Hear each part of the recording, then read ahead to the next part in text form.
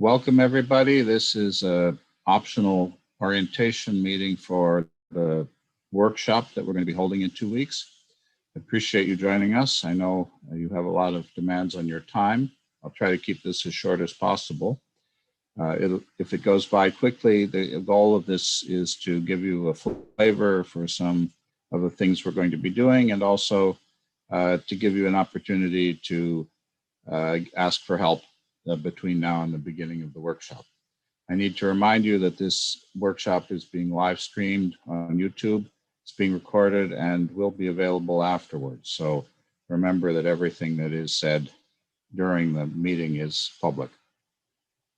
Please do take the time, and I'll walk you through it in a minute, to make sure that you have a working nanoHUB account.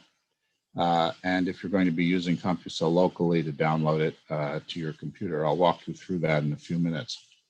I want to acknowledge our funding sources, NIH U24EB 0228887, NSF 172062625, NIH R01 GM 122424, and nanoHUB, which hosts some of our software materials.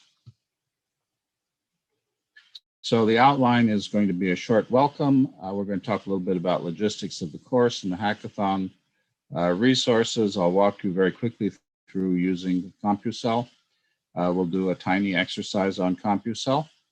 And we're going to talk a little bit about what you might want to bone up on in terms of background material before the class starts.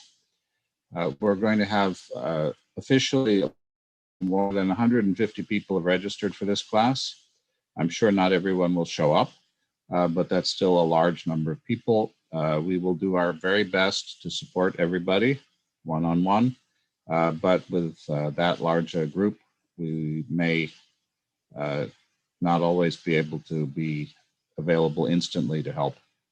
And so we are asking if you're a more experienced Compusal user and you're willing to help mentor beginners, especially at the beginning of the class, to help everybody get started, we would be very grateful for that. And if you'd like to do that, please email tjsego@iu.edu and let him know that you're available to help. So welcome.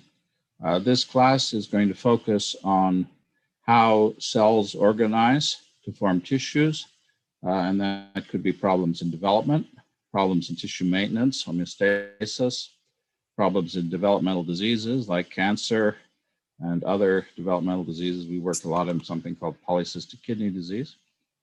We've been using Compusal quite a bit to model infectious diseases in the past year and a half. And we've also used Compusal. People have used Compusal, for example, the Environmental Protection Agency in the United States uses Compusal to do developmental toxicology. And people have also used Compusal to do bioengineering studies, tissue engineering studies. And so the questions fundamentally we're going to be addressing are cell to tissue to organ scale of how tissues are organized, maintained, and fail. In general, biology is a complex problem. It's got many, many scales involved. In the modeling we're going to focus on 3 scales. There's going to be the control of cells, which are going to be typically represented by networks. Those could be metabolic networks, gene regulatory networks, or cell signaling networks. The behavior of cells, which are the core of Compusal, and larger scale organization like chemical diffusing fields, extracellular matrix, and so on, that are the environment cells build for themselves and find themselves in and respond to. And so a typical example of Compusal would be this picture here of somatogenesis, that is segmentation in a chick embryo, where you have an oscillatory gene network inside the cell on the right. You have extracellular gradient of signaling molecule, a morphogen in the middle, and you see the cells differentiate and reorganize on the left. You can do other scales. You can build subcellular components in Compusal if you want to go inside the cell and see how it works in more detail. And you can also build larger scale models. But those 3 scales, subcellular control, cell behavior, and local tissue organization are the core of the kinds of models we're going to build. Let me talk a little bit about the logistics of the course. We're going to have a Zoom link for the Python Bootcamp, a Zoom link for the main course, and a Zoom link for the hackathon. Please do take a minute and register for those Zoom sessions. I didn't ask for registration here, but for the main sessions, I want to make sure everybody has able to, as everyone is able to get in appropriately. And we're going to have a document where people can post their hackathon ideas. It's a Google Doc. People should be able to see that. And the Slack should also have a hackathon channel. And if the Slack links are not working right at the moment, we will definitely post revised versions of those for you. I will post in the chat the Zoom links for the sessions, the bootcamp, the main course, and the hackathon. So you should have those. The Google Drive for your hackathon ideas. And I'm also going to ask people to do a lightning presentation of their hackathon ideas with just one slide. So there's a link for that. And we'll come back to that.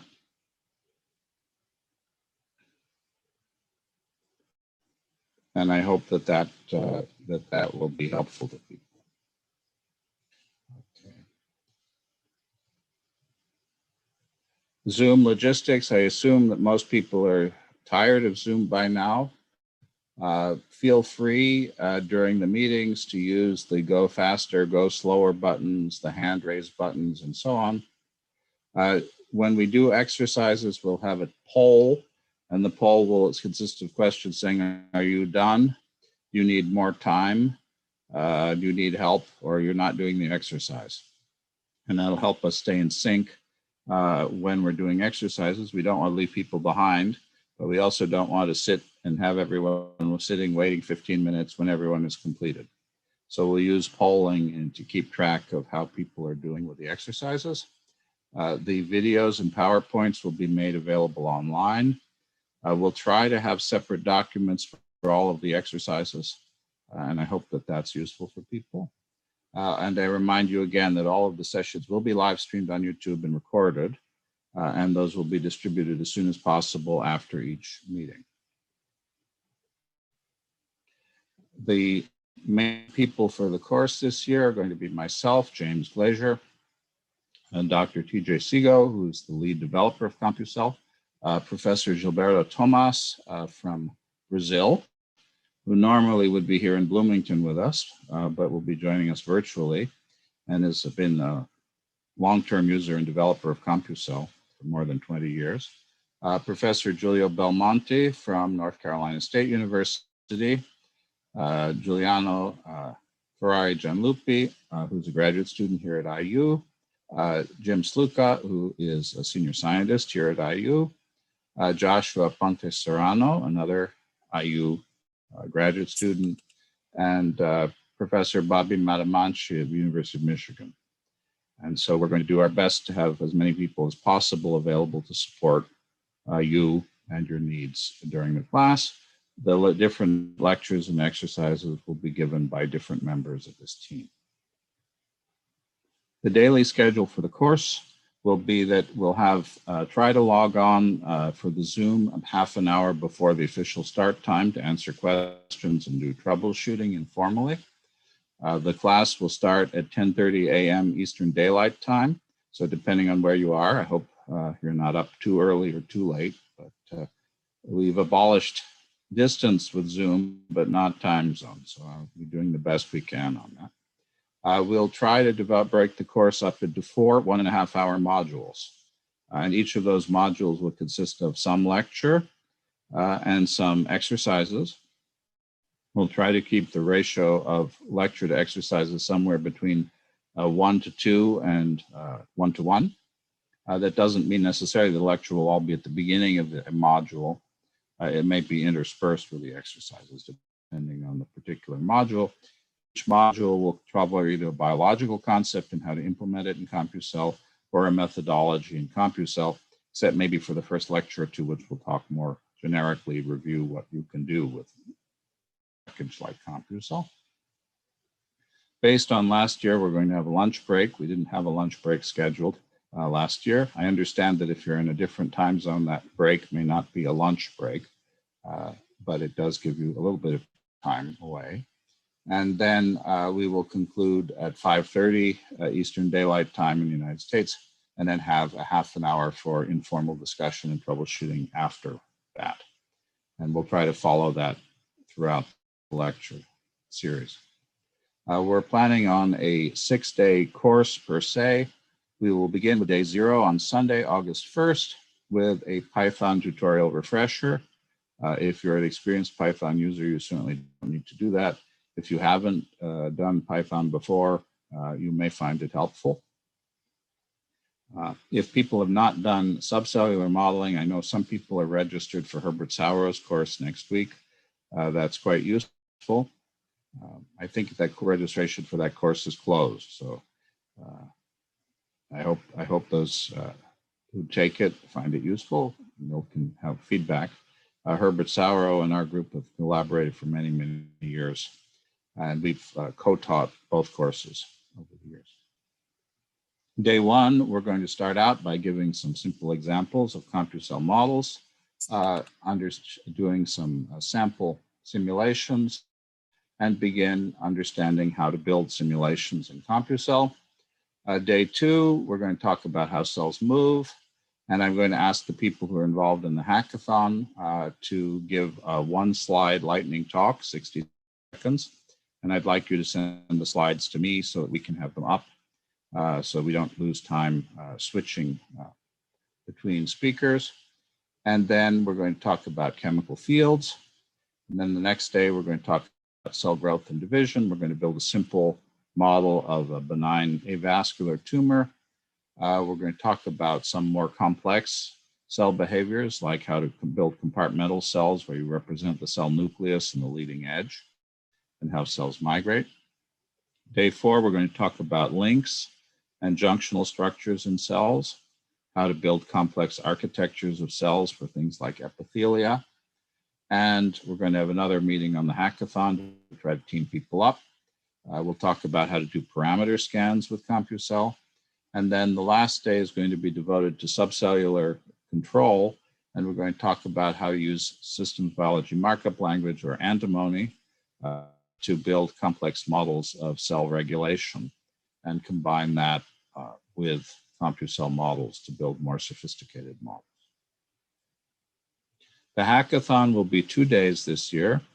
It's going to be Saturday and Sunday, the 7th and 8th of August. The teams will be mostly self-organizing, which is why we have these documents in Slack to help you work through. We're going to start each day with a brief check-in at morning and at noon. At the end of the day, we're going to ask for, first day we'll ask for brief reports from each team. At the end of the whole session, we'd ask each team to do a slightly longer 10-minute, 15-minute report, depending on how many teams we have, and we'll be available to provide post-hackathon support. Over the years, many people who've started with those kind of projects have gone on to publish them, and I hope it's an opportunity to develop the ideas that you have. The more you can do that before the hackathon, and the more team building we can do before that, the better. We'll do our best to support you on that. So again, we have going to have a hackathon Slack channel. I hope that that's now the right one. If it isn't, we'll get that fixed for you. We created a Google Doc where you can post your ideas, and we'd ask that before the beginning of next week, well, at the beginning of the class, we have a single slide presenting your idea, and that you can talk through in 60 seconds during that lightning talk on August 3rd, so that we can have help you pair up and find teams. So resources. We're going to have the Compusal 3D website. That's, of course, a place you've been already. We're going to have Compusal downloads, their online help manuals. There are going to be other help files. There is the Slack channel. There's going to be a course Google Drive. We'll also try to post all the course materials to folders on the Compusal website. And if you're going to be doing subcellular modeling, there's the Tellurium is the main way we do that. The Tellurium manuals are here at https://Tellurium read the docs. Very good tutorials for that. And those quick reference guides that have been sent out, and we'll try to keep updated for you. And let me repost in the Slack, in the chat, the links for the materials.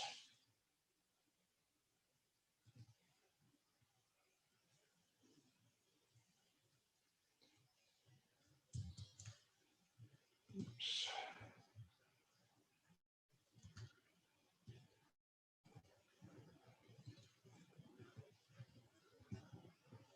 So that should be copies of all the links now in the chat. If anybody has any problems, please post your issues to the chat and raise your hand if you need help. So again, we're going to have a Slack. I hope everybody can get in. If there are continued problems, please text Jim Sluka, who's up at the top left-hand corner of the Zoom. He's our local Slack expert. And we'll do our best to monitor that during the course. The quick reference guides are very useful, and I really recommend, if you can, printing them out and having them on paper in front of you as you work. There are going to be three of them. There is a beginner's Python cheat sheet, which really covers almost everything you need to know in Python and more. And I find that it's helpful. I have it on my desk very often when I'm working. There is the Compusal quick start guide, quick reference guide, which lists the main things that you want to do with Compusal and reminds you of command names and things like that. And for subcellular modeling, there is a quick start guide for Tellurium, which, as I mentioned, is the main method that we're going to be using for subcellular modeling. And that teaches you in a few lines how to build subcellular models. It's actually a very efficient, simple language to use, and I recommend it. If you're interested in learning more in the course resources, we have posted a chapter from a textbook that we were involved with many years ago, which explains the physics and the mathematics behind the core methods that Compusal uses. And so that's available to people.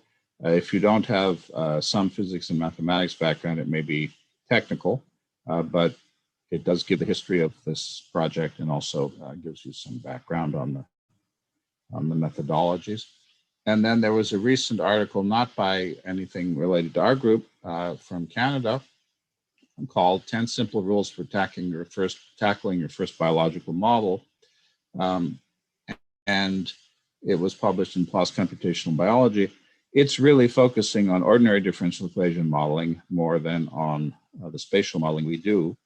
But if you really haven't thought about how to build a mathematical model of a biological system, it has a lot of really good ideas. And so I do recommend taking a look at that as a resource. There are a lot of other good things available on conceptualizing models as well, but this one seemed to me to be quite compact and quite accessible. So let's now talk about Compusal a little bit. Compusal consists of two main tools. There is a specialized editor called Twidit, which has all sorts of custom features that help you write Compusal models quickly and easily.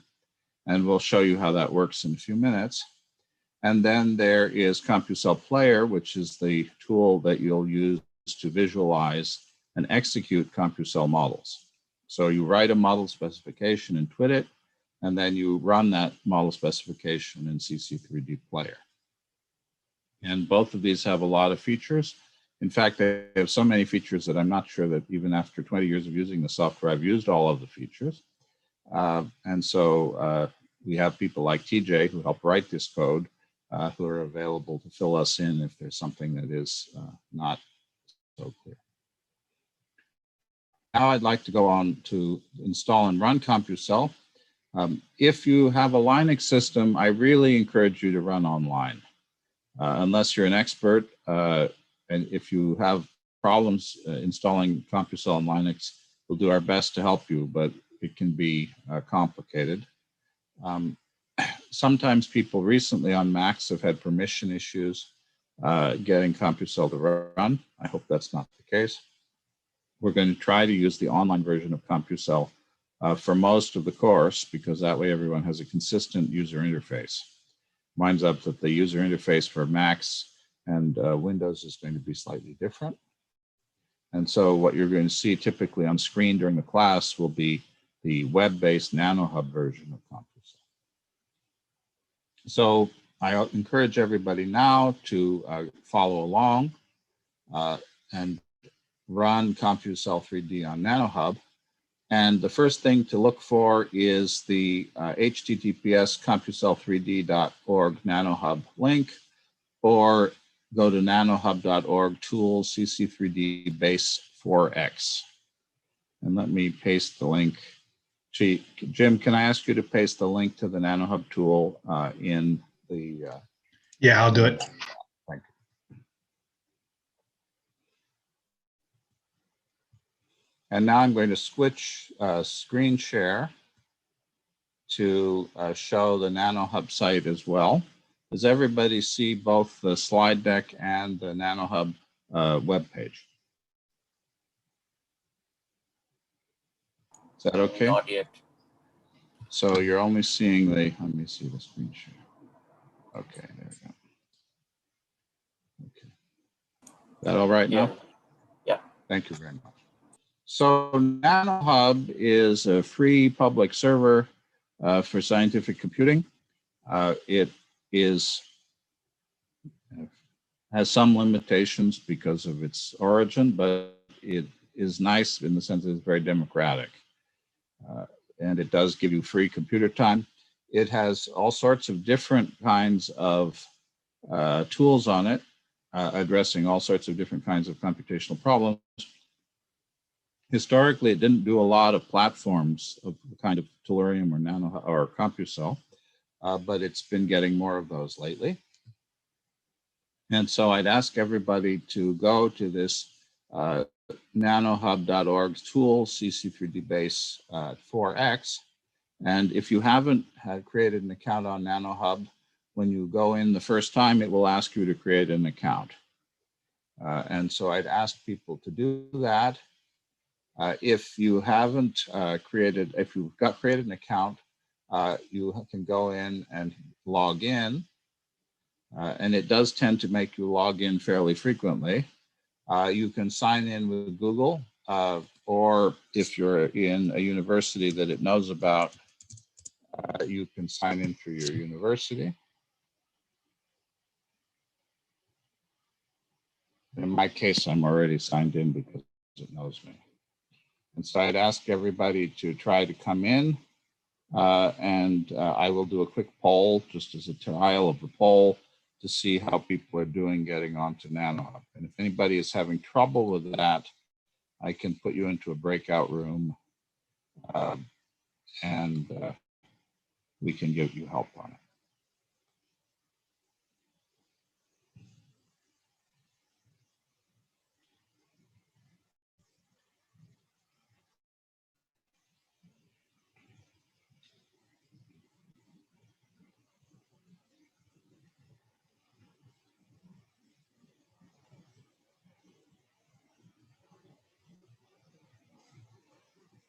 This is also a way to get used to the poll.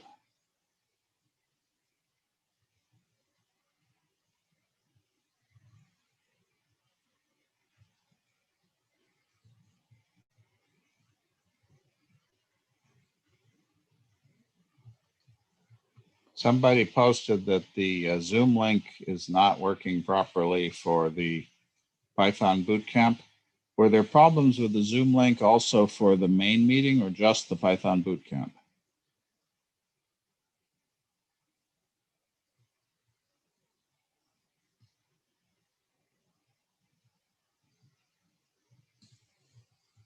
I will double check the Zoom link, and we'll send out refreshed Zoom links in the next few days.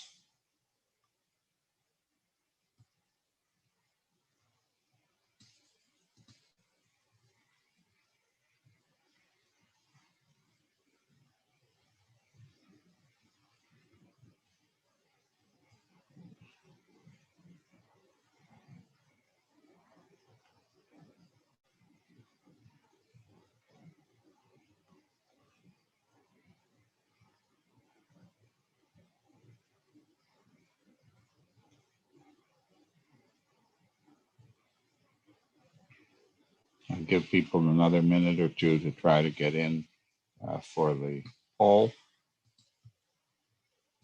for the nanoHUB account. Is anyone having trouble getting into the nanoHUB system? If you are, please raise your hand and we'll do our best to help out.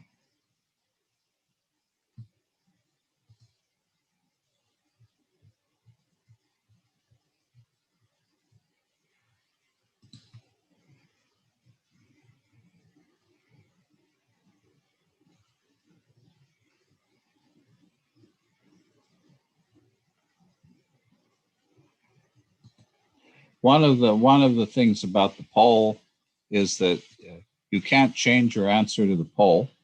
And so in a sense, the need more time question isn't so helpful. Really, the most important question is, are you done? In which case, once you're done, click done. Then we know.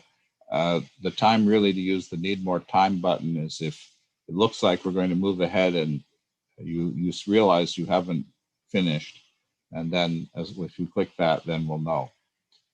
Does anybody, okay, somebody says they need help. If you raise your hand, we'll see what we can do to try to help you out.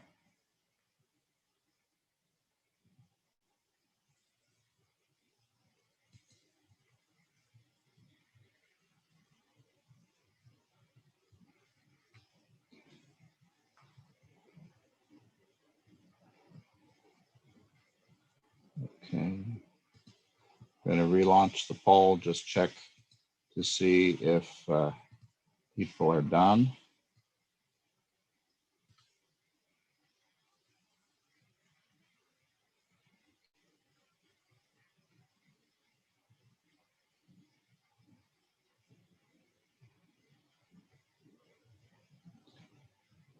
Okay, so you should see a screen like this on nanoHUB. And one of the things that you'll have to get used to with nanoHUB is navigating. If you go to menu here, there's a button called Dashboard. And if you go to Dashboard, it will tell you, give you a little bit of a screen which shows you what you have running in nanoHUB. And you should be able to see a variety of tools. To start with, you should go to All Tools, go to My Tools, All Tools, and then you could search for Compusal 3D and V4. Sorry, I need a space, V4. And it should pull up Compusal 3D V4. And there's a heart button that you can click that will bookmark that page. So I recommend doing that. And then you can click the button here on the right that will launch Compusal.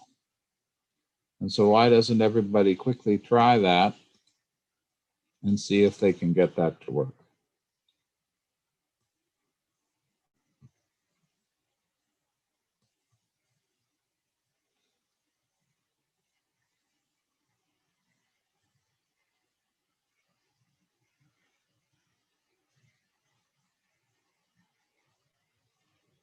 Now, exactly what Compusal will do when it launches may differ depending on the configuration of your system. In this case, it launched one of the demos in Compusal. But the key thing now is just to make sure that you have access to Compusal and that it runs.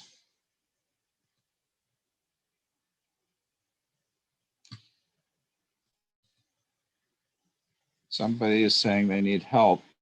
Let's see. If you're the one who says you need help, either speak up or raise your hand using the Zoom button, and we can try to get somebody to go into a breakout room and help you out.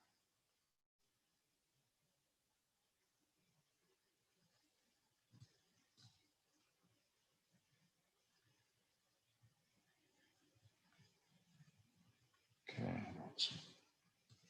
Okay. So does everybody have the system running all right here? Sometimes it takes a little bit of time to start. You'll see a blue box while it's starting. Occasionally, nanoHUB crashes, in which case you can hit terminate, go back to the desktop, and restart your simulation. Okay. If you're going to install Compusal on desktop, and I'm not going to walk through this in detail, the current Compusal version is 4.2.5. If you go to the Compusal website, I guess I can do that.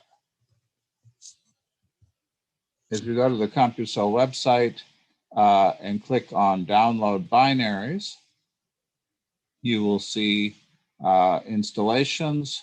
If you click on most recent release here, it should take you to the installs for Compusal.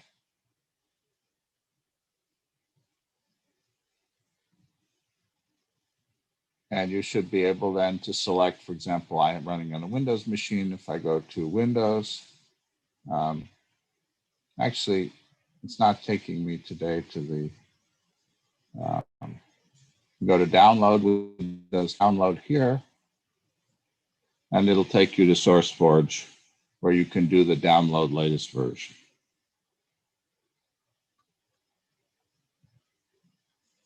Okay. You may find that when you try to do the install, there are permission questions you may have to run as an administrator, and you may need to do the install in a particular directory, depending on your particular computer and computer configuration. In any case, once you have it installed, I find the most convenient way to run Compusal is to search for twidit ++ and open it. And so that would be my recommendation as to the way to launch Compusal. If you're inside of nanoHUB, you don't have to do that. So now I'd like to walk everybody very quickly through a first experience of writing a model with Compusal. And this is going to be lightning speed, so don't worry if its details are not too familiar, but I want everybody to have the experience. So we're going to use twidit. Twidit is the intrinsic Compusal editor. And we're going to build a little simulation of cell growth and division in the nanoHUB tool. So everybody, if you're using a desktop one, that's fine. If you have the nanoHUB one, that's what I'm going to show you. And to launch twidit in nanoHUB, we will see player open. This is Compusal player. And to launch nanoHUB, to launch twidit, you have two choices. There's the icon here that has a pen and paper that says start twidit, or if you go to the file menu, you can also pull down the file menu and select start twidit. And I'm going to do that. I want everybody to try to follow along and do that. And you should see that you have a new window that opens. It's actually a new tab that opens, which looks like this. And that is twidit. And so let me make sure that people are able to get twidit running.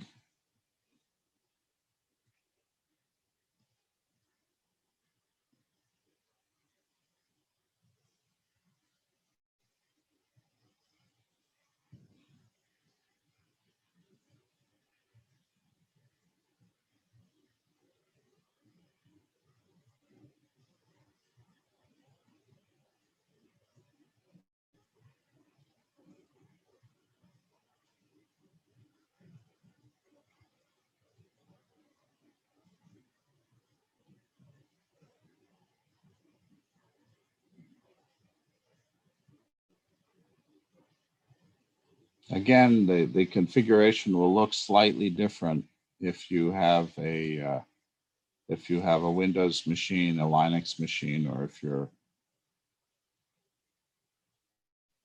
okay. Somebody's asking for help. Would you like to move into a breakout room with somebody for one-on-one help?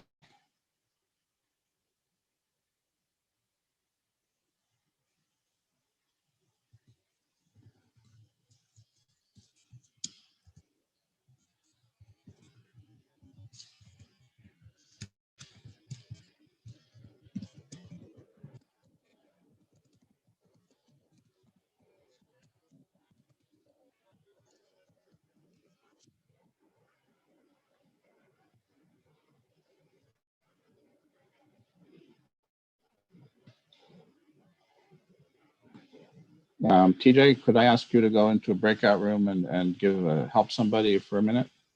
Absolutely. Okay.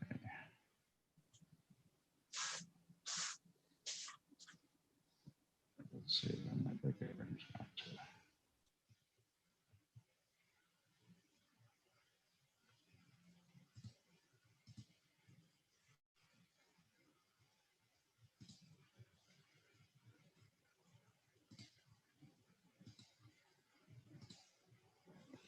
Okay.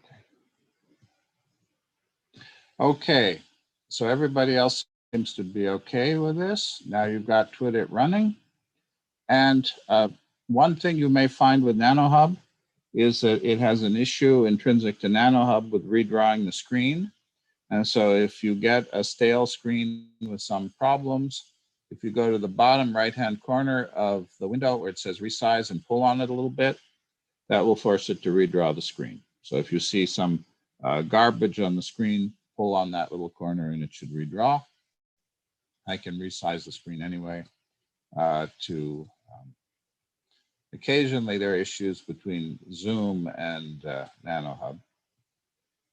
This button here will resize your box to make things bigger to see. Okay.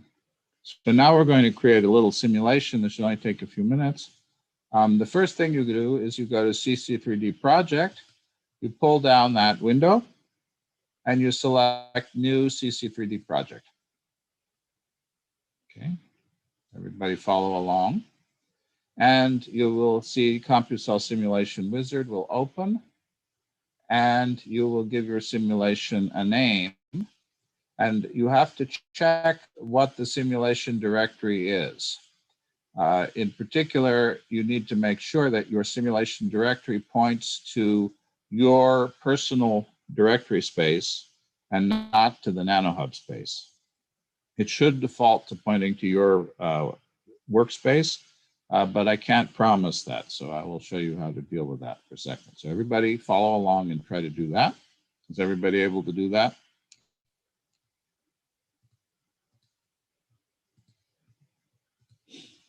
I hope that one isn't too complicated. And once we have that, we'll type in a name for the simulation. Let's just call it cell growth. Don't put a space in the name or a special character. And if you want to make sure that you're in the right directory, click Browse here, and you should see computer and then your name here. Click your name and make sure that you've selected that directory.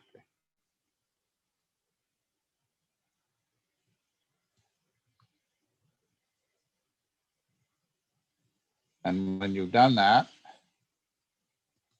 you should be able to hit next. And I have a screen issue, so I will redraw. Huh, that's interesting. There's always something when you're demonstrating things that's not going to work.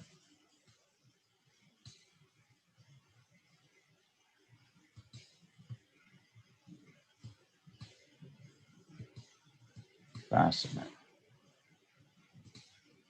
And you should be able to hit the next button, which in my screen was hidden, which is the second button here. And that will give you a general simulation properties window here. So let's make sure that that worked for people.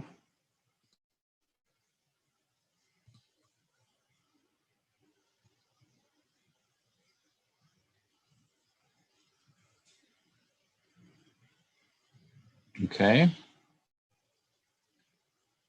Then we're not going to change the default simulation properties.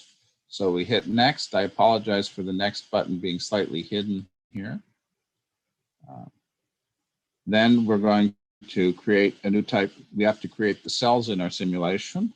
And we can do that in this cell type specification. Here, I'm just going to type cell 1, hit add, cell 2, hit add. And that's telling the simulation that we're going to have two kinds of cells. We typically wouldn't call them cell 1 and cell 2, but it's a start. And as usual, we'll hit next. That's the second to right button, the middle button here. And I'm not sure why, as I say, nanoHUB sometimes doesn't draw the screen quite right. And it also doesn't always interact with Zoom. And so we hit next. It'll give an option for chemical fields. We're not going to use a chemical field, so we will hit next again. And then you'll see a key window that you'll come back to a lot during the course, which is called cell properties and behaviors. One of the things that we have to know in Compusal is that nothing exists unless we ask for it. And so even things that we might think of as intrinsic to cells don't happen unless we specifically specify them. So we're going to say that the cells stick to each other by clicking contact. We're going to say that the cells grow by clicking growth. We're going to say that the cells divide by clicking mitosis. And then we're going to say that the cells have a volume. That may seem trivial, but if the cell's going to grow, it has to have a volume. So we have to click that.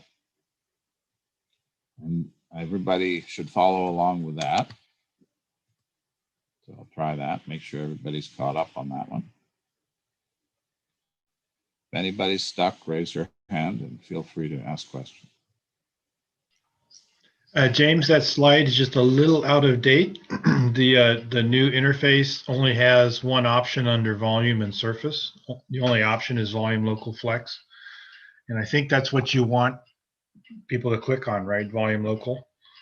Actually, it gives you the both options, but when you click growth, it hides the one that you can't use.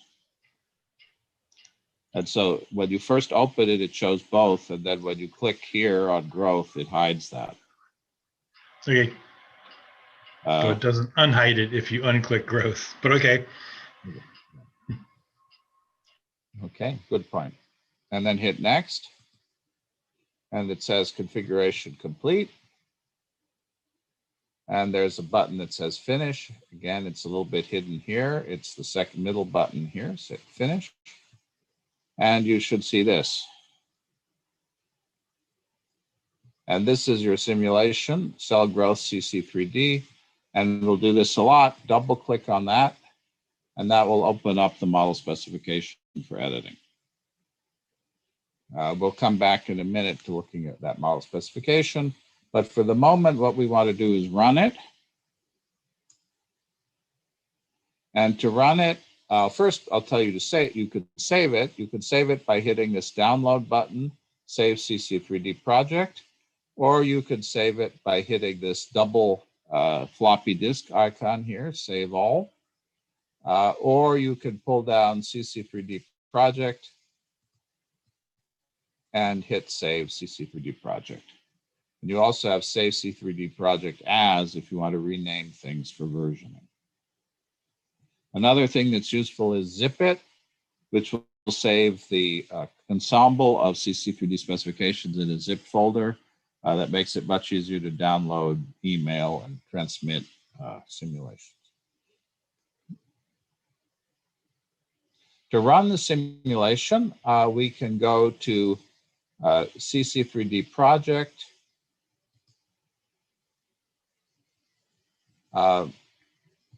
And say open in player here. If you're on a desktop, this icon here would be blue and you could click on it. Or we can go over CC3D project CC3D and hit open in player. And I would like everybody to try to do that. And it may give you a message saying simulation still running, because we were running in a simulation when player launched. And if so, hit yes. In nanoHUB, you have tabs, and so to return to the player tab, I go to the bottom of my screen and I select player, and now I'm going to resize it so it fills the screen. I'd like to make sure everybody is caught up with that.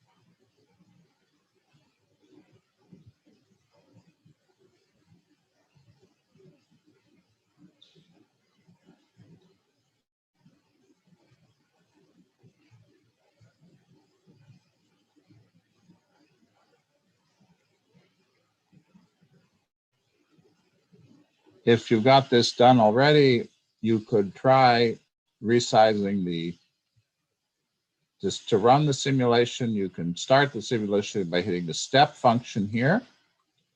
That will get the simulation going. This is a redraw issue, so I can joggle my current corner to get the simulation to redraw.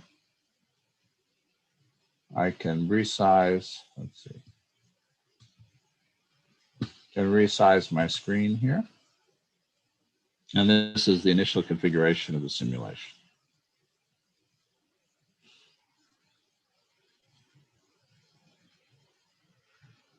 Okay. So again, you have to use the resize buttons. They work the way they do in a typical browser. You have minimize, maximize, and so on. Again, if the screen gets messed up, pull on that corner and it'll redraw it for you. You can also move the boundaries within the simulation boxes. The console here may not be that useful. You can make it smaller. This properties window may or may not be something you're using. You can make it smaller. There's a very convenient function in Twidit called tile. If you have multiple windows and you pull down the Windows menu, this tile function will relay out your screen. This can be very helpful. With a single window, it doesn't matter, but if you have many things going on, it can be very useful. The main controls for player are play, which will run the simulation, pause, which will halt the simulation temporarily, step, which will go from pause and do a single time step in the simulation. Stop will actually stop the simulation and reset it to the beginning. So in general, you don't want to use stop in the middle of a simulation unless you decided you're not interested in what's going on. So normally we'll use pause, step, and run unless we want to reset things and start over. Okay, that's all it took to write a computer simulation. Let's run it. And we see cells growing and dividing. And we also see two colors because we actually have two kinds of cells. This simulation is Compusal 4.2.5. This is 4.2.2. It doesn't have the cell type key. 4.2.2 doesn't have the cell type key that 4.2.5 has.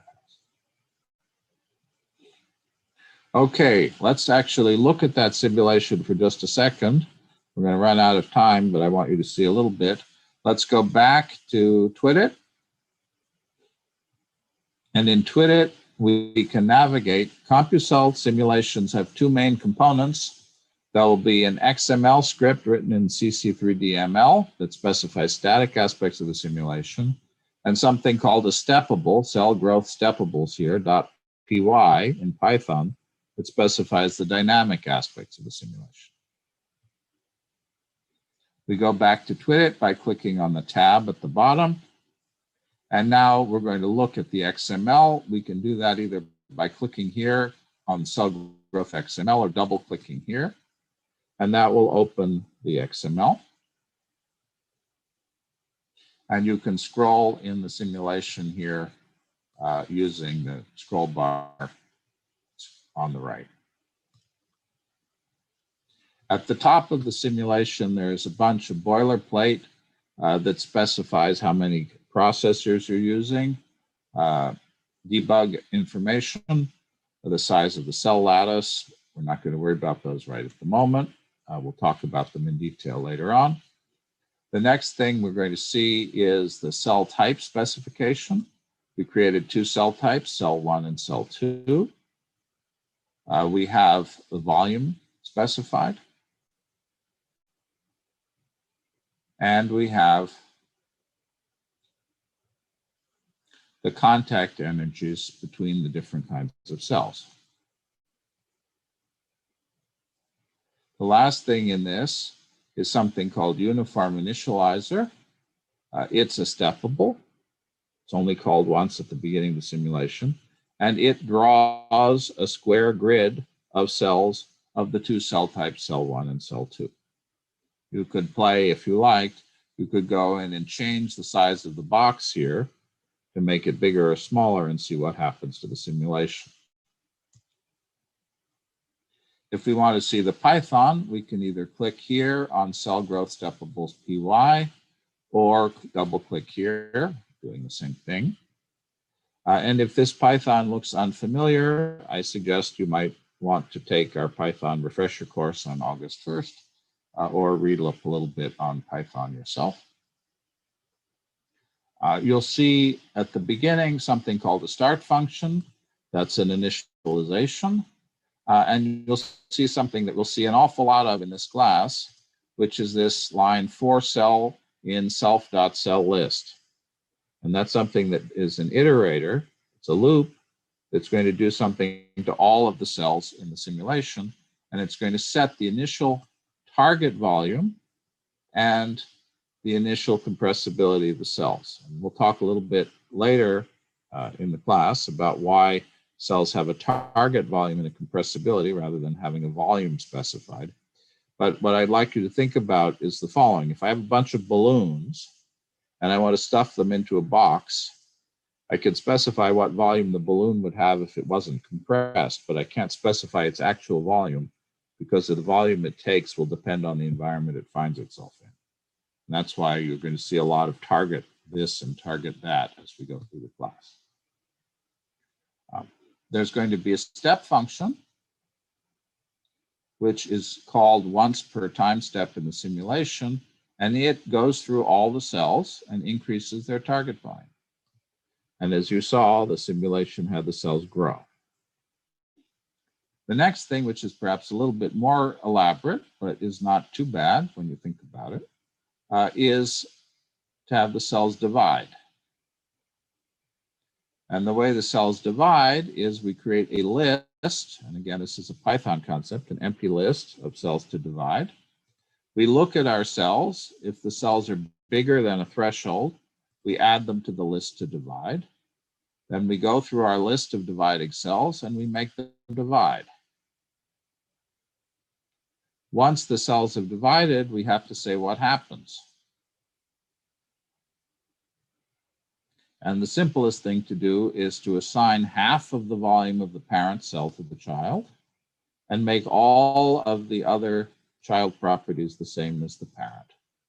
The one thing that this simulation does, which is a little bit tricky, is that it says that if the parent was of cell type 1, it makes the daughter cell of type 2. If the parent was of type 2, it makes the daughter cell of type 1. And so that's what a typical Compusal simulation looks like. People come to this class with all sorts of backgrounds, and this class needs a lot of different knowledge. It doesn't need very deep knowledge in any one area, but it does need knowledge in a lot of different areas. And almost nobody comes to this class unless they've done a lot of multi-cell modeling, knowing everything that they need. And so we'll try to cover during the class everything that is needed, but it'll go by quickly. And so I recommend thinking about what areas you're comfortable with and what areas you might want to read up on a little bit before the class starts. So as far as biology goes, the fundamental objects that we're going to deal with are cells. And so you might want to ask the questions about what are cells and what do they do? What can they do? How do they generate forces? How are tissues built? If you don't know what mesenchymal and epithelial cells are, you might look that up in Wikipedia. And there's some other concepts like cell polarity, planar polarity, extracellular matrix, which are useful to think about. If you haven't thought about networks and how cells are controlled, you might want to do a little bit of reading on that. What are chemical reactions? And also, how do you translate from the visual language, diagrammatic language that biologists use to the mathematical language that mathematical biologists and computational biologists use. For mathematics, we'll try to minimize the amount of math in the class, but you should have some idea of what an integral and a summation are. First order ordinary differential equations would be useful. How do we represent chemical reactions and regulation?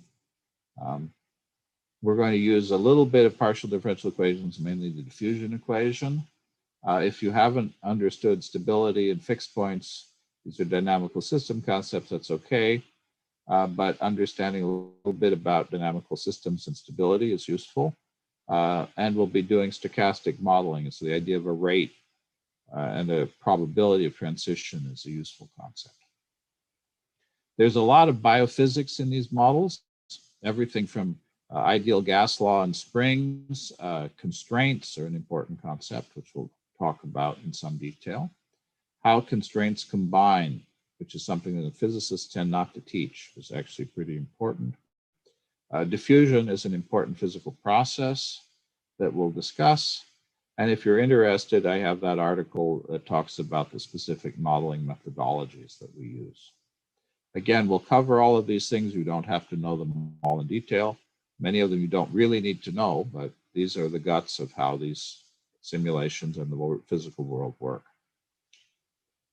In Python, you need to know the basic things that we've seen here, conditionals, loops, dictionaries, lists, and we're going to cover those in that Python bootcamp. Again, they'll all be covered in the class, but it'll be fast, and so having seen them at least a little bit beforehand will make life easier for you. And you should think about modeling. What is it you want to do with a model? Why do you want to build a model? What is it you want the model to predict? What do you know? Can you predict those things? And so there are a lot. In fact, we find very often that the technical aspects of this course are not the difficult ones. The hardest part of this class is taking a biological problem and breaking it up into something that can be answered with models. It can be difficult. And we'll work with you on that, but it's something that takes time to develop. And in a week, we'll do our best. Okay, if you want to fill in background, there is this nice online Python course called Rosalind that we recommend. There's an introductory Python book that we've got a link for. That Tellurium online documentation is a great way to start learning about network modeling. Herbert Sauer has a wonderful book, Systems Biology Introduction, Pathway Modeling, which we recommend. A background book called Essential Mathematical Biology by Britton. It's a great place to start. I like Gilbert's Developmental Biology, especially the older editions. You can get those online for $1 or $2. The older editions have all the basic mechanisms, just fewer molecules. So they're actually easier to read. So I'd recommend a 15, 20-year-old edition of Gilbert is a great place to learn basic biology. Again, for many of these ideas, Wikipedia is very good. For biophysics, Phil Nelson has a new introductory textbook, Physical Models of Living Systems. It's quite good. My favorite textbook is Phillips' Physical Biology of the Cell, but that's a fairly demanding textbook. It's a wonderful reference, but you need to know a fair amount of physics for it to be useful. On our own modeling approach, the chapter that I showed is the one I would recommend starting with. If you find any references or materials on any of these topics, including things like model conceptualization, that you feel useful, please send us your links and suggestions, and we'll add them to the stack of suggested materials. Okay, so that really is the end of what I wanted to say. I'd like to talk to you about what you can do. Again, make sure you've got CC3D working on nanoHUB or locally. Tried playing with Twidit and seeing a little bit how to edit and work with it. That would speed things up. You've got a trial simulation you can work with. You might load and run some of the demos that are available in Compusal. If you go to CC3D project, open CC3D project, you'll find something called Compusal C3D demos. It has lots of examples. The directory structure and names aren't the most transparent, so you can poke around. There are a couple of that might be interesting. Steppable-based mitosis, angiogenesis, and delta notch are nice demos that you can play with. I'll get familiar with using Player. It's got a lot of options. And then do background reading on any of these core concepts that you might feel you want to brush up on before the class. If you're going to be participating in the hackathon, we hope many of you will, think about the projects you might want to do and put your ideas up in Slack, Google Docs, and also by the end of the first day of the class, send us a single PowerPoint slide so you can do a lightning presentation to try to recruit people to your project.